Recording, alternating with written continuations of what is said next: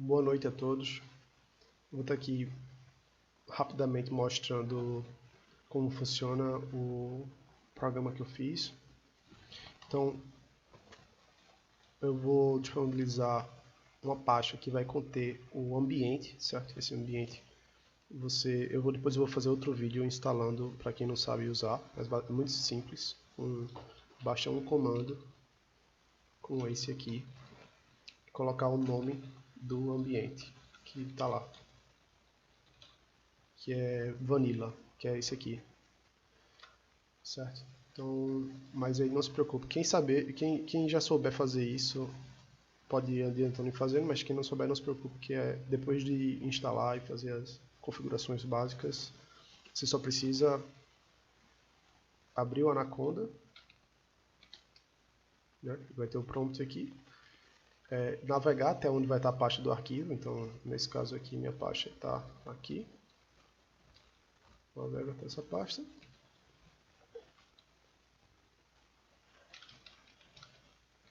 e colocar o comando Python e o nome do programa que é Manhattan.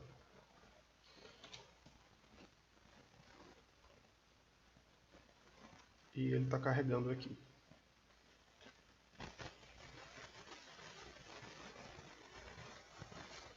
Acho que só está mais lento agora porque eu estou gravando, mas ele não estava tão lento assim não. Então aqui está a tela, ele pode maximizar, minimizar. A parte da esquerda aqui é da importação dos dados. Do meio aqui é a simulação e da direita aqui são algumas análises. Então você pode pegar os dados online e por aqui, digamos PETR4. E para pegar os dados online, ele pega do mais recente até um determinado período em dias. Então você pode botar aqui, não sei, 100D. Esse D no final é importante. Você coloca carregar. Todo o processo ele vai ser rodado por aqui por trás, pelo Anaconda, onde você vai poder analisar o que ele está sendo feito. Os dados foram carregados. Se quiser visualizar, eu ploto aqui. O primeiro plot, ele sempre demora um pouco, mas os próximos não. Então aqui você rapidamente consegue ver para esse fechamento, para saber se os dados foram carregados. O que é interessante também ver é se você não deixar nada em branco, né? Se você deixar em branco isso aqui, vou limpar aqui. Se você deixar em branco e carregar, ele carrega toda a base de dados online. E quando você dá esse plot aqui, você consegue ter uma visão rápida do ativo, colocar o mouse por cima e saber que preço ele estava em qual data, desde o início da base de dados disponível pelo Yahoo Finance. Então, certo. Então você pode botar o nome do ativo, coloca o número de dias. Aqui também são os time frames disponíveis, então você pode botar 1 hora, digamos, pode botar 500, mas você sempre bota em dias de. Então carrega aqui e ele carrega 500 dias de gráfico de informação a cada 1 hora, certo? Aqui você pode ver o histograma. Então tem as 4 medidas, os 4 momentos. Seria média, desvio, assimetria e kurtose, mas como desvio padrão e média faz mais sentido para distribuições simétricas, eu peguei essas 2 medidas aqui, a mediana e o MED, que é a Mean Absolute Difference. Depois eu vou explicar. Mas entende-se que isso aqui seria média, desvio padrão, assimetria e kurtose, certo? E aqui tem a periodicidade. Gráficos muito pequenos aqui, ele não consegue ler por muito tempo. Então, se você for pegar 1 minuto, por exemplo, só pode pegar de 7 dias para trás, por exemplo. Se pegar de 8, ele vai dar um erro. Mas se der erro, o programa ele não crash, não dá um crash não. Ele, vamos dizer, eu vou botar 8 dias aqui, ele dá um erro. Ele vai tentar carregar e ele vai dar algum erro. Ele já dá um erro, mas não deveria dar um crash. Pronto, erro ao carregar. Então você vem aqui, coloca 7 dias e ele carrega, certo? Você consegue enxergar. Bom, se você quiser, você também pode carregar os dados offline. Então você vem aqui no Upload em Excel e navega para onde a pasta onde está o seu arquivo que você quer fazer o upload. Faz o upload do arquivo. Aqui, se você não especificar a data inicial, data final, simplesmente colocar carregar, ele vai carregar a base de dados inteira. Tá? Então, vamos ver aqui o que eu carreguei aqui. Carreguei a base de dados inteira de Vale. Se eu quiser fazer um corte dele, não preciso carregar novamente, mas se eu for sempre cortando menor, eu posso simplesmente colocar aqui, ó, 2021 1 e já por carregar, que ele vai fazer esse corte. Aí a gente consegue ver aqui.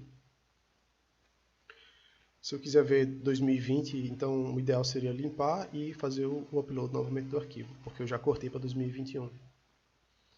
Então, vou fazer o upload aqui.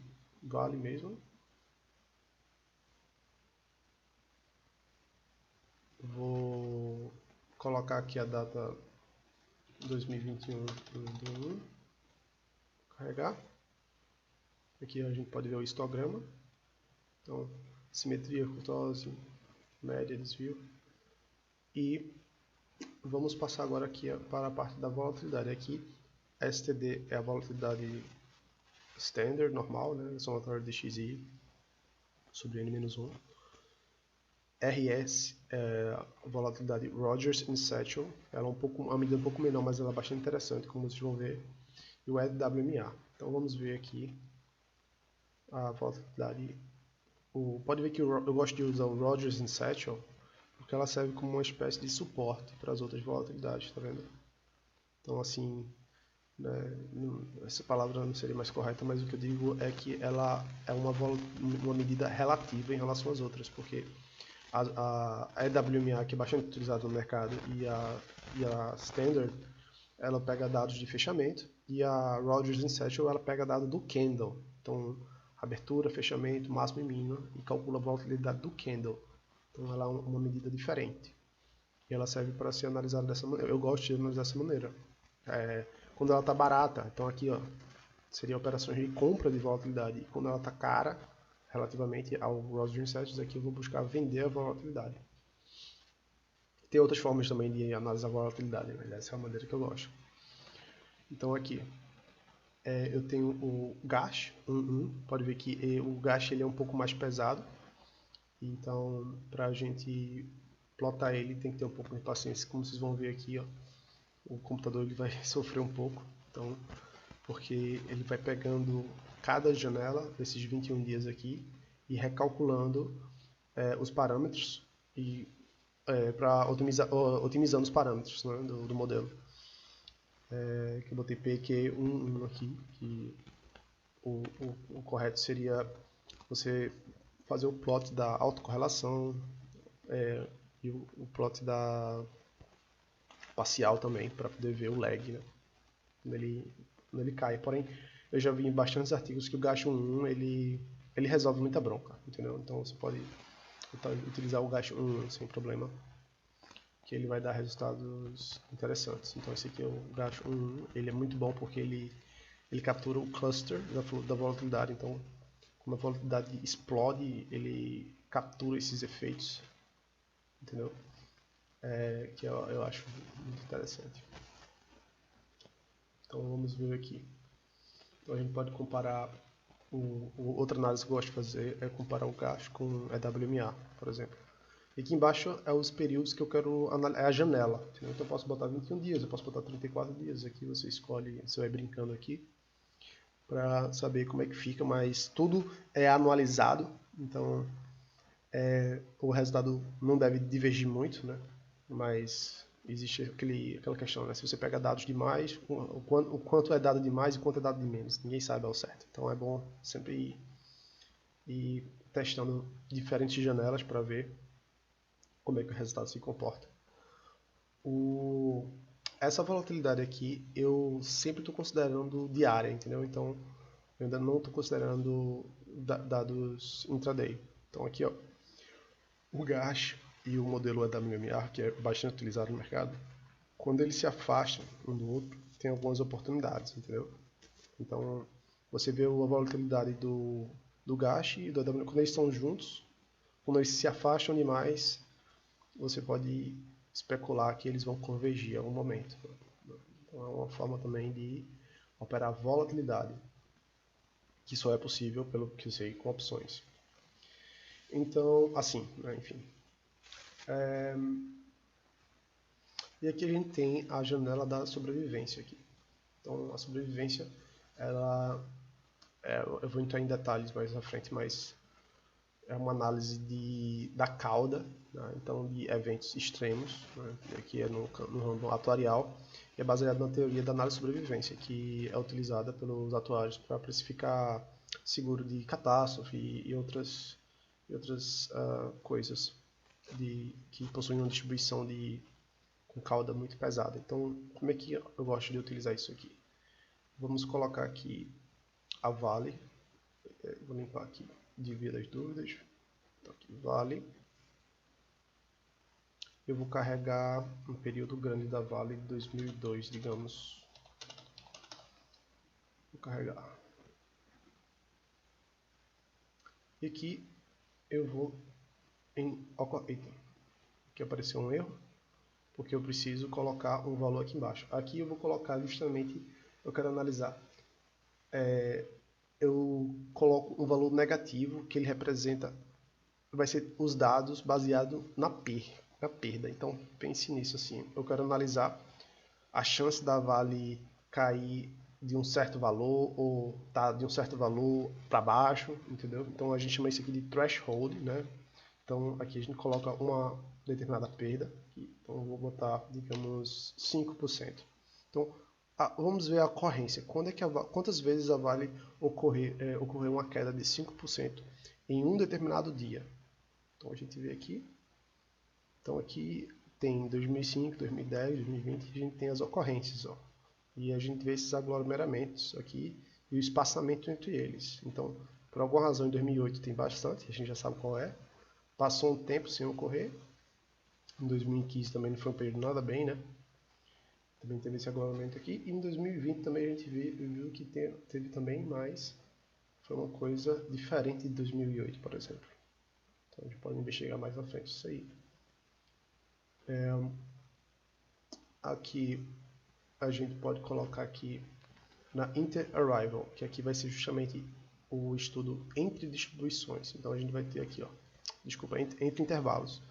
Então aqui a gente vai ter uma distribuição em que no eixo X vai representar o número de dias e o eixo de Y é a frequência de distribuição. Então aqui é quantos dias seguidos a Vale não ocorreu o incidente. Que incidente é esse? Qual é o evento? Uma queda de 5% em um determinado dia. Então, a última vez que ela ocorreu a queda de 5% em um dia faz 511 dias. E o quanto representa isso de forma probabilística? A gente pode ver que está bem próximo, entendeu? Foi assim que eu analisei na Petrobras naquele dia e falei, o mesmo está se acontecendo aqui com a Vale, mas aqui uma queda de 5%, naquela área seria de 10%. Então não é mágico, não é nada, é só estatística. Agora, seria muito bom se a gente pudesse dar um chute aqui, muito próximo. E a ciência atuarial, ela tem ferramentas para poder a gente conseguir achar esse chute aqui, se algumas condições forem estabelecidas. E aqui que a gente vai ter a nossa próxima parte, que seria qual distribuição eu encaixo qual modelo eu encaixo nessa distribuição, né? Qual densidade de probabilidade qual função de probabilidade de densidade eu vou encaixar aqui. Então eu posso encaixar a Weibull, vamos ver aqui como é que a Weibull funciona aqui. Então a Weibull está aqui, eu vou encaixar Pareto. Então a Pareto está aqui, ó. Os dois parecem ser bem interessantes. Eu vou ver a exponencial. Bom, a exponencial de cara a gente já pode ver que não encaixa bem. Pode ver que a linha, ó, ela não explica bem os dados, enquanto que a Pareto ela toca bem e a Weibull também, mas a Weibull a gente já pode ver que come uma parte dos dados aqui. Então a exponencial já vou cancelar, que não é um bom modelo. A inspeção visual ela é a primeira que deve ser feita. Mas com o tempo vocês vão pegar a prática e vocês vão perceber que a visual ela já mata assim a necessidade quase sempre do teste de aderência, dos testes de aderência estatísticos. Mas os testes de aderência estão aqui também. Então aqui eu digo que claramente a Pareto parece ser melhor do que a Weibull, mas às vezes como o plot pode enganar, a gente vem aqui e a gente vê os testes estatísticos. O Weibull, a gente teve um teste, um KS teste de Kolmogorov de 0.09, a gente quer que esse número aqui seja o menor possível. Então, vamos ver de Pareto, 0.06. Pareto, ok. E o p-value para um teste de Kolmogorov ele tem que ser maior possível, né? Maior que 0.05. É o inverso do que é comumente utilizado. Então, 17, e aqui a gente vê 0.67 também. Então, vou nem ver o resto aqui, depois eu explico. Esses aqui tem que ser o menor possível, mas eu não vou dar a informação. Mas a gente já sabe que a Pareto é o ideal. Para que serve isso aqui? Isso aqui não, Pareto. Agora, isso aqui vai servir mais na frente, eu ainda não terminei, mas vai servir para justamente a gente encontrar aquele sweet spot aqui, aquele ponto que se chama vida média residual, né? E tem várias coisas aqui, na verdade, função de risco, a função acumulada de risco, a vida média residual, a perda mean excess loss function, que em português seria a média da perda, do excedente de perda, eu acho que seria isso, eu não sei como é que seria o termo em português. Mas tem várias estatísticas que a gente pode tirar quando a gente encontra um modelo que ele é razoável, principalmente quando o alfa aqui, ó, ele é maior do que 1, é uma das premissas, né? O alfa tem que ser maior do que 1. Eu vou adicionar aqui também para vocês, tá? Então vamos passar para a última parte aqui, que é de simulação. Então a simulação, existem 4 modelos aqui, normal, log normal, TD Student e o Bootstrap. Bootstrap seria a própria distribuição empírica, então são os próprios dados, né? Então eu fiz uma interpolação aqui cúbica e através do método da transformada da inversa, enfim, uma medida estatística que eu consegui interpolar esses dados aqui, uma interpolação cúbica para poder fazer, ter uma opção também de simulação, né? Mas também é interessante a gente encaixar também um modelo de probabilidade, né? Seguindo a convenção, a indicação, né? Teoria. E tem outros detalhes também, porque o Bootstrap não é tão indicado, mas eu não vou entrar nesse detalhe. Agora, para curto prazo, o Bootstrap é muito interessante. Então, como é que a gente vai simular aqui? A gente vai querer saber quantas simulações eu quero fazer? 100? Então, vou colocar, eu quero botar para 21 dias, certo? A qual volatilidade? A volatilidade eu posso ver aqui. Deixa eu ver aqui qual foi a volatilidade. Eu vou escolher aqui essa aqui, 0.22. Então, bora botar aqui 0.22. E aqui eu simulo. Então, a gente tem esse resultado aqui. Agora, 100 foi pouco. Vamos colocar 1000. Quanto mais simulações, mais preciso ele fica. E aqui a gente percebe que daqui a 21 dias vai estar aqui, mais ou menos nessa faixa aqui, entre os 79 e 70. Aqui embaixo aqui, tem os dados também, se você quiser ver, entre 46. Mas para visualizar melhor, vai para o box plot. E aqui a gente consegue ter a mediana, os quartis, o primeiro quartil, o terceiro quartil e o MED. Isso aqui é muito interessante porque aqui a gente pode fazer aquela estratégia do dividendo sintético. Então, esses níveis aqui são níveis em que o preço não deve ultrapassar até o vencimento da opção. Então, você pode fazer uma simulação aqui até o vencimento de uma opção. Então, uma opção que vence 34 dias, você faz uma simulação seguindo uma distribuição, né? E vem no box plot aqui. E, pô, então eu vou vender uma no 69, vou vender uma call no 69 e vou vender uma put no 53. O prêmio vai ser pequeno? Vai ser pequeno. Mas também a probabilidade de sucesso é bem alta, né? Se você quiser uma medida que quer correr um pouco mais de risco, mas que alguns níveis bons, então vai aqui para os quartis. Pô. Pega o terceiro quartil e o primeiro quartil. Vou vender no 68, vou vender no 55. E a mediana está aqui em 61. Mais informações tem aqui também no próprio prompt aqui.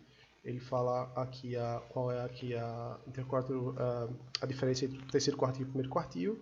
Aqui é o MED, né, que é a Mean Absolute Difference. Isso aqui é a média da diferença absoluta entre cada dado e a sua média. Então você pega cada dado, subtrai da média e pega a média disso, entende? É diferente do desvio padrão, que eleva ao quadrado.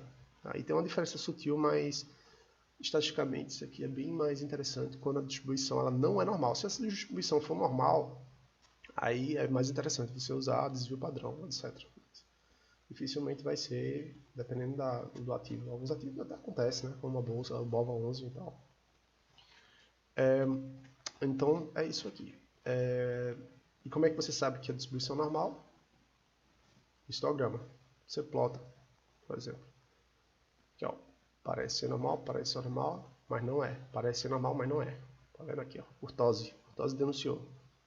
Aqui está mais próximo do log normal do que o normal. Mas aí isso aqui é uma coisa que é mais prática do que teoria, tá? Assim, é bom saber a teoria, mas a prática ela faz com que você tenha informação suficiente para tomar decisões, entendeu? E tendo uma estrutura dessa aqui, que eu vou desenvolver mais à frente, vai possibilitar com que a gente possa se comunicar e poder fazer essas análises. Todos esses plots aqui podem ser salvos, entendeu? E a gente poder colocar no grupo análise de volatilidade. Tem vários ativos, inclusive aqui pode pegar, vamos dizer, da Apple. Se não me engano, acho que pega isso aqui, ó. Pega da Apple aqui.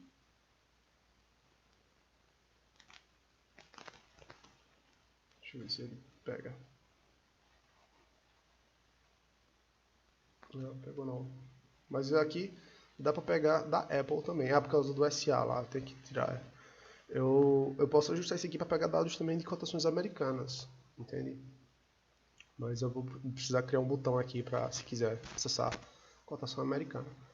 Então é isso aí, eu espero que vocês utilizem aqui. Essa primeira versão é para apenas saber se está funcionando direitinho no computador de vocês e eu vou colocar o mais importante, vai vir aqui ainda, que seria o módulo de opções, né?